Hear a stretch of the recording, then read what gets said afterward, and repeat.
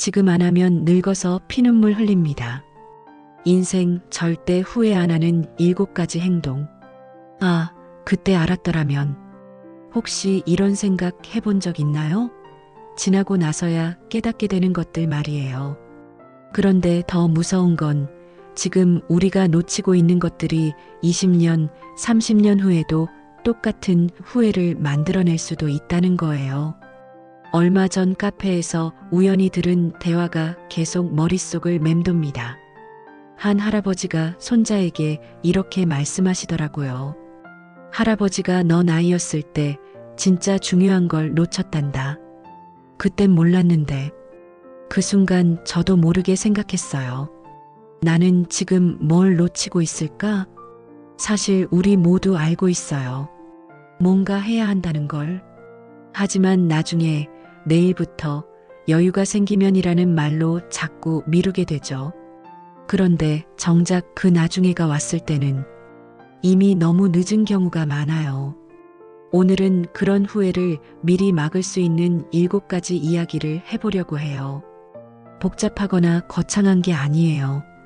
지금 당장 오늘부터라도 시작할 수 있는 작은 변화들이죠. 이 글을 다 읽고 난 후에는 분명 이런 생각이 들 거예요. 아, 이건 정말 지금 시작해야겠다. 그리고 실제로 시작하게 될 거예요. 지금 당장 시작해야 인생 후회하지 않을 7가지 행동 습관 바로 알아볼게요. 여러분들과 좀 더 진솔한 이야기를 많이 나누고 싶어요. 구독과 좋아요로 힘을 실어주세요. 첫 번째, 관계의 깊이를 더하세요. 나이가 들수록 가장 소중한 것은 사람입니다. 하지만 많은 분들이 관계를 넓히는 데만 집중하고 깊이를 더하는 것은 소홀히 합니다. 제가 만난 한 분은 매주 화요일마다 오랜 친구들과 차를 마시며 이야기를 나누고 계셨습니다. 50년 넘게 이어온 모임이라고 하시더군요. 그분들의 얼굴에는 정말 행복한 미소가 가득했습니다. 또 다른 분은 젊은 시절 직장 동료들과 정기 모임을 20년째 이어오고 계신다고 하셨어요. 처음에는 단순한 회식으로 시작했는데 이제는 서로의 인생 상담사가 되어주는 소중한 관계로 발전했다고 합니다. 그분의 말씀이 인상 깊었어요. 사람은 혼자 살 수 없어요. 나이 들수록 더욱 그래요. 관계의 깊이를 더하는 것은 어렵지 않습니다. 오랫동안 연락하지 않은 친구에게 먼저 안부 인사를 건네보세요. 처음에는 어색할 수 있지만 대부분의 사람들은 그런 연락을 반가워합니다. 가족들과도 마찬가지예요. 바쁘다는 핑계로 미뤄둔 가족 시간을 의도적으로 만들어 보세요. 새로운 사람들과의 만남도 물론 소중하지만 이미 쌓아온 관계들을 더욱 돈독하게 만드는 것이 더 중요합니다. 아리스토텔레스는 친구 없이는 아무도 살려고 하지 않을 것이다. 설령 다른 모든 좋은 것들을 가졌다 할지라도라고 했습니다. 관계야말로 인생의 가장 큰 재산입니다. 두 번째, 몸과 마음의 건강을 지키세요. 건강은 잃고 나서야 그 소중함을 깨닫게 됩니다. 하지만 건강을 지키는 일은 하루아침에 이루어지지 않아요. 지금부터 조금씩 꾸준히 해야 합니다. 한 의사분께서 이런 말씀을 하시더군요. 60대의 건강한 사람과 그렇지 않은 사람의 차이는 30대, 40대에 어떻게 살았느냐에 달려 있다. 정말 뼈아픈 말씀이었습니다. 몸의 건강을 위해서는 먼저 무리한 운동보다는 꾸준한 산책부터 시작해 보세요. 하루 30분이면 충분합니다. 처음에는 10분부터 시작해서 점차 늘려가면 됩니다. 엘리베이터 대신 계단을 이용하고 집안일을 할 때도 몸을 더 많이 움직여 보세요. 청소를 하면서 스트레칭을 하거나 요리를 하면서 발끝으로 서기를 해보는 것도 좋은 운동이 됩니다. 그리고 정기검진을 절대 소홀히 하지 마세요. 많은 분들이 별일 없을 거야 라고 생각하며 병원 가는 것을 미루는데 조기 발견만큼 중요한 건 없습니다. 충분한 수면도 빼놓을 수 없어요. 나이가 들수록 잠이 줄어든다고 하지만 최소 7시간은 자려고 노력해야 합니다. 마음의 건강은 몸의 건강만큼 중요합니다. 스트레스를 건강하게 해소하는 방법을 찾아보세요. 어떤 분은 정원 가꾸기를, 어떤 분은 음악 듣기를, 또 어떤 분은 산책을 하며 스트레스를 풀어낸다고 합니다. 자신만의 방법을 찾는 것이 중요해요. 새로운 것을 배우는 즐거움도 잃지 마세요. 뇌는 사용하지 않으면 퇴화합니다. 책을 읽고 새로운 요리법을 배우고 악기를 연주해 보세요. 감사하는 마음을 키우는 것도 마음의 건강에 큰 도움이 됩니다. 하루에 한 가지씩이라도 감사한 일을 찾아보세요. 그리고 무엇보다 웃음을 잃지 마세요. 웃음은 최고의 명약이라고 하잖아요. 히포크라테스는 자연 치유력이 질병을 낫게 하는 참된 의사다라고 했습니다. 우리 몸이 가진 회복력을 믿고 그것을 도와주는 생활 습관을 만들어 가세요. 세 번째, 경제적 독립성을 준비하세요. 돈이 전부는 아니지만 돈이 없으면 많은 것들이 어려워집니다. 특히 나이가 들수록 경제적 독립성은 존엄성과 직결됩니다. 한 분께서 이런 말씀을 하셨어요. 젊었을 때는 돈을 벌기 위해 건강을 팔았는데 늙어서는 건강을 위해 돈을 써야 한다니. 정말 인상 깊은 말씀이었습니다. 경제적 준비는 거창한 것부터 시작할 필요가 없습니다. 먼저 가계부를 써서 내가 어디에 돈을 쓰고 있는지 파악해 보세요. 의외로 많은 분들이 자신의 지출 패턴을 정확히 모르고 있습니다. 한 달만 가계부를 써봐도 놀라운 발견을 하게 될 거예요. 저축은 금액의 크기보다 꾸준함이 중요합니다. 매월 5만 원이라도 꾸준히 모으면 1년에 60만 원, 10년이면 600만 원이 됩니다. 여기에 복리까지 고려하면 더 큰 금액이 되죠. 투자에 대해서도 공부해 보시되 절대 무리하지는 마세요. 원금 손실을 감당할 수 있는 범위 내에서만 투자하는 것이 원칙입니다. 부채가 있다면 줄이는 계획을 세워보세요. 고금리 부채부터 먼저 정리하고 가능하다면 저금리로 대환도 고려해 볼 수 있습니다. 그리고 무엇보다 노후를 위한 구체적인 준비가 필요합니다. 국민연금, 퇴직연금 외에도 개인연금이나 주택연금 등 다양한 방법을 알아보세요. 한 분은 이런 말씀을 하시더군요. 젊었을 때 조금씩 모은 돈이 지금 큰 힘이 되고 있다. 그분은 30대부터 매월 일정 금액을 적금으로 모으셨다고 합니다. 당시에는 부담스러웠지만 지금 생각해보니 그 선택이 참 잘했다고 하시더군요. 워렌 버핏은 누군가가 그늘에 앉을 수 있는 이유는 오래전에 나무를 심었기 때문이다라고 했습니다. 미래의 그늘을 위해 지금 나무를 심어보세요. 네 번째, 진정한 자신만의 취미를 찾으세요. 은퇴 후에 무엇을 할 것인가? 이것은 많은 분들이 고민하는 문제입니다.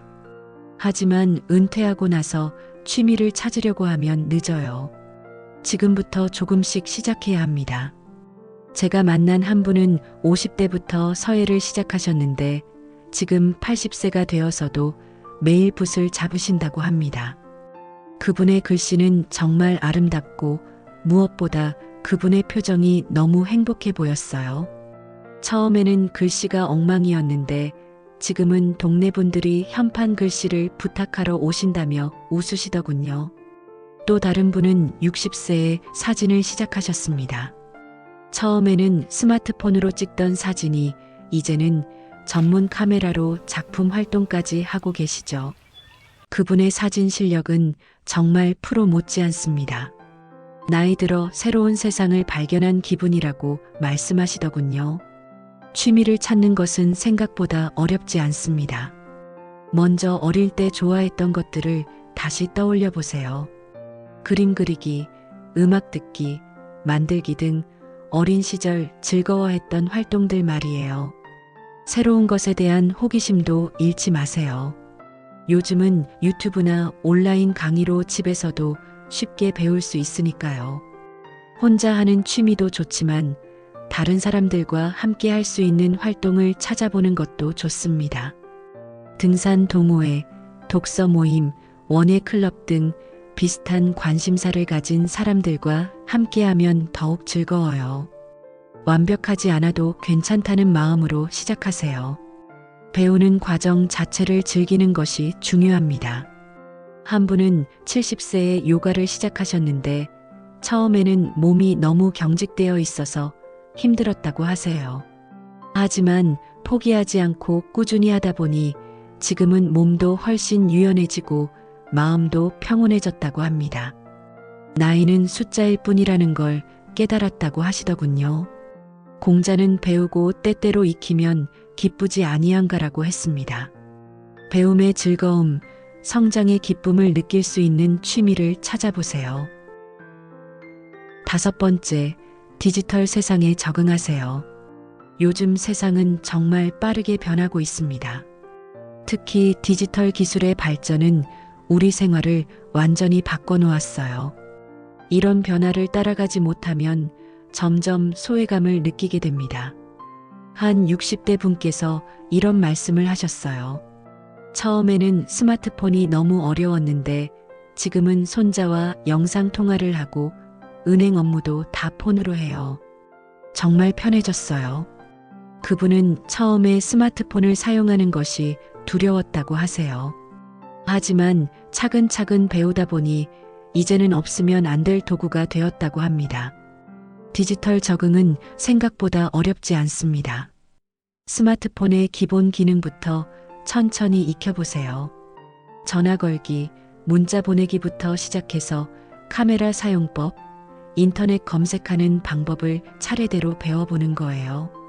가족이나 친구들에게 부담스럽게 느끼지 말고 도움을 요청해 보세요. 대부분의 사람들은 기꺼이 도와줄 거예요. 요즘은 시니어를 위한 디지털 교육 프로그램도 많이 있습니다. 주민센터나 도서관에서 진행하는 스마트폰 교실에 참여해 보세요. 비슷한 연령대의 사람들과 함께 배우면 더욱 부담 없이 할 수 있어요. 온라인 쇼핑이나 인터넷 뱅킹 같은 것들도 차근차근 배워두면 일상생활이 훨씬 편해집니다.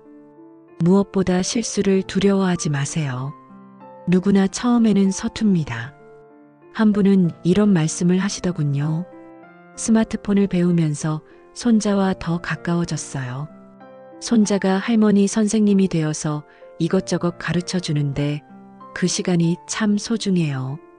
디지털 기술을 익히는 것은 단순히 편의성만의 문제가 아닙니다. 세대 간의 소통도 가능하게 해주고 더 넓은 세상과 연결되게 해줍니다. 코로나19 때도 화상통화로 가족들과 만날 수 있었고 온라인 쇼핑으로 필요한 물건들을 구입할 수 있었잖아요. 알베르트 아인슈타인은 변화에 적응하는 것이 아니라 변화를 이끄는 것이 진정한 지혜다라고 했습니다. 변화를 두려워하지 말고 새로운 것들을 배우는 재미를 찾아보세요. 6번째, 자신만의 철학을 정립하세요. 나이가 들수록 인생에 대한 깊은 생각을 하게 됩니다. 나는 어떻게 살아왔고 앞으로 어떻게 살아갈 것인가? 이런 질문에 대한 나만의 답을 찾는 것이 중요합니다. 한 분께서 이런 말씀을 하셨어요. 젊었을 때는 성공이 전부인 줄 알았는데 지금 생각해보니 행복이 더 중요하더라고요. 그분은 젊은 시절 사업으로 큰 성공을 거두셨지만 그 과정에서 가족과의 시간을 많이 놓쳤다고 하세요. 지금은 손자들과 시간을 보내는 것이 세상에서 가장 행복한 순간이라고 말씀하시더군요. 자신만의 철학을 정립하는 것은 하루아침에 이루어지지 않습니다. 인생에서 정말 중요한 것이 무엇인지 깊이 생각해보는 시간이 필요해요. 돈인가, 명예인가, 아니면 관계인가, 건강인가, 자유인가? 이런 질문들에 대한 답은 사람마다 다를 수 있습니다. 좋은 책을 읽는 것도 큰 도움이 됩니다. 철학서나 자기계발서뿐만 아니라 다른 사람들의 인생 이야기가 담긴 에세이나 전기도 좋습니다. 책을 읽으면서 자신의 생각과 비교해보고 새로운 관점을 얻을 수 있어요. 깊이 있는 대화를 나누는 것도 중요합니다. 가족, 친구들과 단순한 일상 이야기가 아닌 인생에 대한 진솔한 대화를 나눠보세요. 과거의 경험에서 교훈을 찾아보는 것도 필요합니다. 실패했던 일들에서도 배울 점이 있고 성공했던 일들에서도 반성할 점이 있을 거예요. 다른 사람들의 인생 이야기에도 귀 기울여 보세요. 누구나 각자의 스토리가 있고 그 속에서 지혜를 얻을 수 있습니다. 일기를 써보는 것도 좋은 방법입니다. 하루의 일들을 기록하면서 자신의 생각과 감정을 정리할 수 있어요. 몇 달, 몇 년 후에 다시 읽어보면 자신이 어떻게 변했는지, 어떤 가치관을 가지고 살아왔는지 알 수 있을 거예요. 또 다른 분은 인생의 후반부에 접어들면서 정말 소중한 것들이 보이기 시작했다고 말씀하시더군요. 그분은 매일 아침 감사일기를 쓰신다고 해요. 하루에 한 가지씩이라도 감사한 일을 찾아서 적어두는 거죠. 그러다 보니 일상의 작은 행복들을 더 잘 느끼게 되었다고 하세요. 소크라테스는 성찰하지 않는 삶은 살 가치가 없다라고 했습니다. 자신의 삶을 돌아보고 앞으로의 삶에 대해 생각하는 시간을 가져보세요. 7번째, 베푸는 마음을 키우세요. 나이가 들수록 받는 것보다 주는 것에서 더 큰 기쁨을 느끼게 됩니다. 자신이 가진 경험과 지혜를 다른 사람들과 나누는 것, 이것이야말로 나이 드는 것의 특권입니다. 제가 만난 한 분은 매주 지역 아동센터에서 아이들에게 옛날 이야기를 들려주고 계십니다. 아이들의 반짝이는 눈빛을 보실 때의 그 행복한 표정을 저는 잊을 수가 없어요. 그분은 아이들이 내 이야기를 들으며 웃을 때 내가 살아온 시간들이 모두 의미 있었다는 생각이 든다고 말씀하시더군요. 또 다른 분은 퇴직 후 동네 도서관에서 문해 교육 봉사를 하고 계십니다. 글을 못 읽던 분들이 조금씩 책을 읽게 되는 모습을 보면서 큰 보람을 느낀다고 하세요. 가르치는 것이 아니라 함께 배우는 기분이라고 말씀하시는 그분의 얼굴에는 늘 미소가 가득합니다.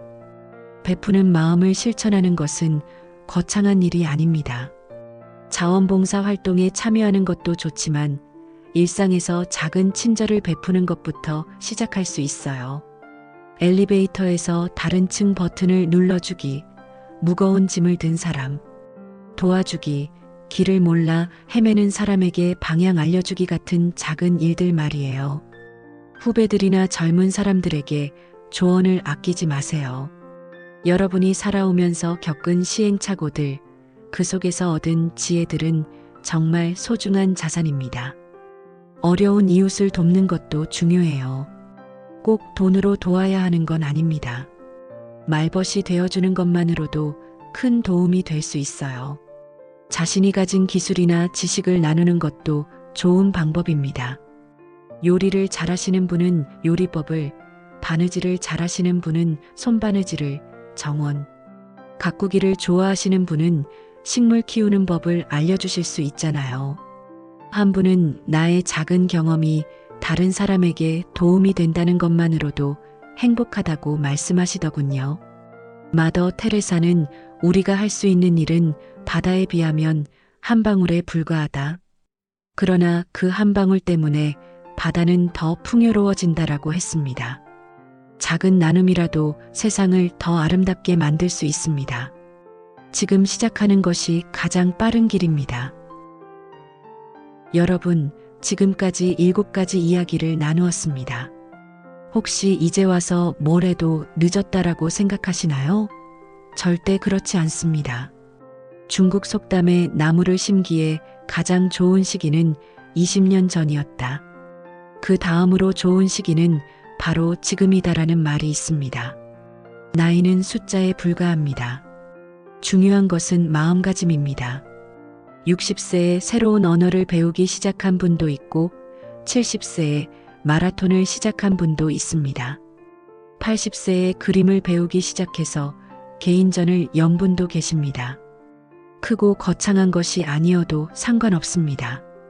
오랫동안 연락하지 않았던 친구에게 먼저 연락해보기, 30분 산책하기, 가계부 쓰기, 새로운 취미 하나 정하기, 스마트폰 기능 하나 배우기, 일기 한 줄 써보기, 누군가에게 작은 친절 베풀기. 오늘부터 작지만 소중한 것들을 하나씩 시작해보는 건 어떨까요? 나이 들어 후회하지 않는 삶, 그것은 거창한 것에서 오는 게 아닙니다. 매일매일 조금씩 더 나은 선택을 하고 조금씩 더 의미 있는 일을 하는 것에서 옵니다. 마크 트웨인이 이런 말을 했습니다. 20년 후 당신은 했던 일보다 하지 않았던 일로 인해 더 실망할 것이다. 여러분의 20년 후 모습을 상상해 보세요. 그때의 자신이 지금의 자신에게 고마워할 수 있도록 오늘부터 하나씩 시작해 보시길 바랍니다. 인생은 한 번뿐입니다. 그 소중한 인생을 후회 없이 의미 있게 살아가시길 진심으로 응원합니다. 오늘도 여러분의 소중한 시간을 함께 해주셔서 감사합니다. 여러분 모두 건강하고 행복한 하루 보내세요. 구독과 좋아요는 영상을 만드는데 큰 힘이 됩니다.